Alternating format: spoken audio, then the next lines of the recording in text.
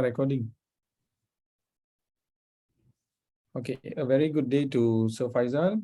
My name is Kauthaman, and here my group members, Mama Azfar, Soma Indran, and Ernie Rossmerie. So we are here to present about the manpower planning final project position is HR manager. So I'd like to pass to Rosie for the background. Hi, sir. So, to present about background. So, for the background is administrative tasks in an organization are managed by human resource managers, and they act as a conduct between upper management and the workforce, managing everything from candidate screening and interviews through onboarding. And for this reason, it is in the interest of every business to find ways to recruit, retain, and motivate the most talented people possible and to place them in the most suitable position. And also, they are responsible for monitoring the efficiency and effectiveness of the department. And for manpower planning, often known as HR planning, is the process of allocating sufficient human resource to certain tasks within a organization so that those tasks can be complete effectively and efficiently.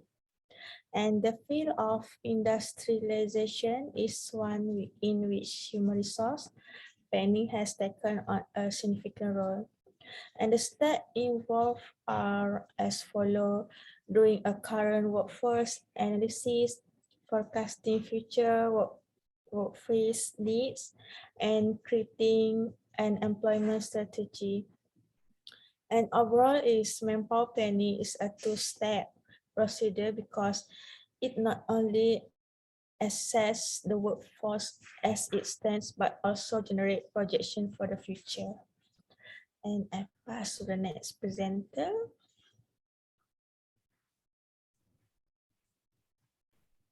Okay, thank you, Rosie. Hi, sir. My name is Soma Indran. So here, there are the questions which we will ask the candidates as a HR manager for the HR position. Okay, the first question is that, how would your boss describe you? Why I chose this question is because this question is pretty much same as what are the greatest strengths of the candidate, and the only difference is that it should be from the point of view from the employer. Okay, and the second question is that, do you have any serious medical conditions? This is the very general question we will ask for all the candidates.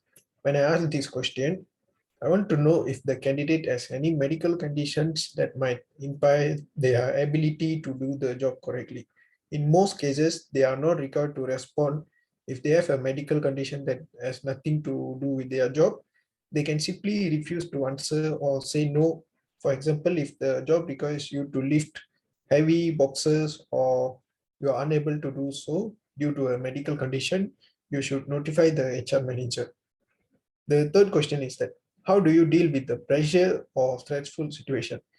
If a candidate applies for a high stress job, they will almost certainly be asked this question. The reason is because is to determine whether the candidates are the type of people who would survive working at the job or who would fall through the cracks. The fourth question is that, do you have any interests outside of work?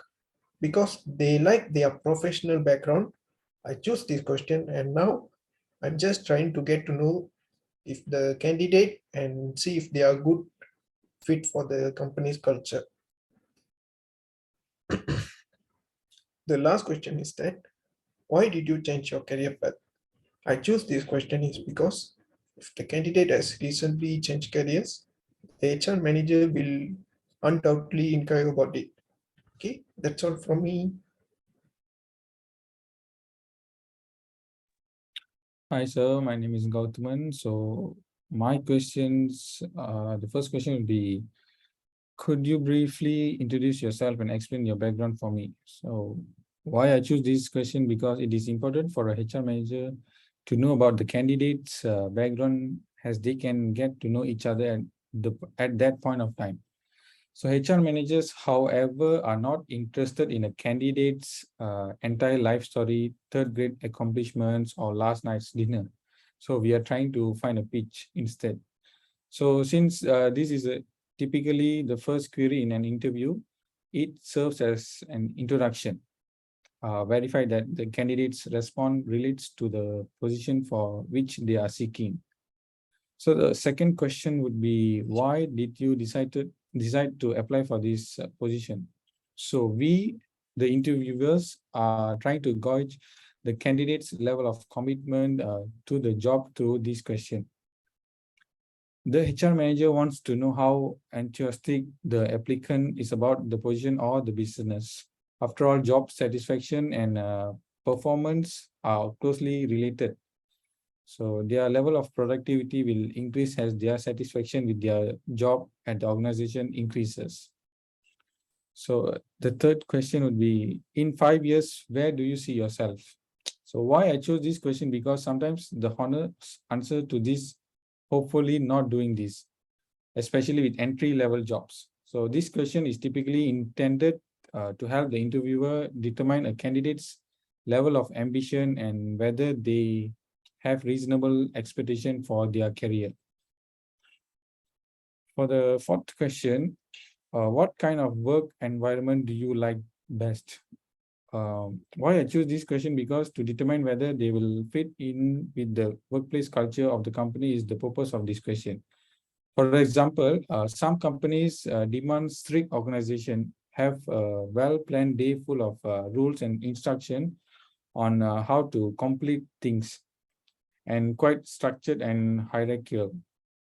So on the other side, some companies are much less bureaucratic and more relaxed.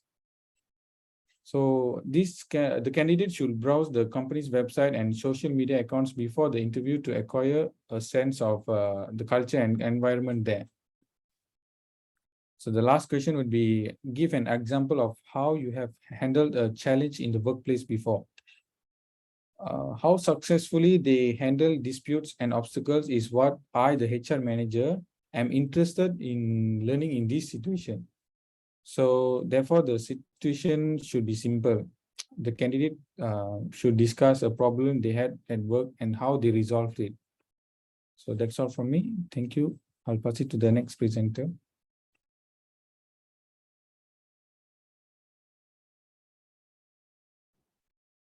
Thank you, Kauthaman, for the present. My name is Safwan. So for the question that I get from my research is, the first is, can you give me a reason why should we hire you? I choose this question because it makes the interviewer can be ready for the experience before they enter their new job. The first question is, what makes you unique? I choose this question because employers are inviting you to brag about yourself and your best qualities and tell them what differentiates you from other graduate candidates. The third one is, what's been your greatest achievement? I choose this question because what your interviewer is really looking for when they ask about your greatest achievement, it will then explain how you to prepare your answer and then provide some example, some sample answers, and to help you to get started. So for the fourth question is, what experience do you have relevant to this role? Because means by relevant is experience is any experience that will help you step into a new job and be successful and effective in the role. Relevant experience is one of the top traits that an interviewer will look for and can be often be deciding factor in an interviewer. The last question is, what can you do for us that other candidates can't? I choose this question because the interviewers will talk about their unique abilities and specific qualification and evaluate your achievements and talk about your accomplishment, especially those listed in your CV, and try to qualify them. And that's all from me. So, okay. So I pass to the next presenter.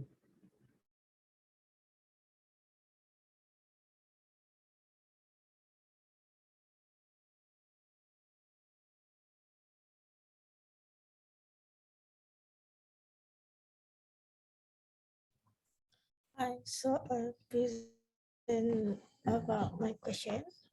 So for the question one is, what is your approach to management or what is your management style? And the answer is, I am able to keep up my productivity with minimal oversight since I rely heavily on my own initiative and self-control.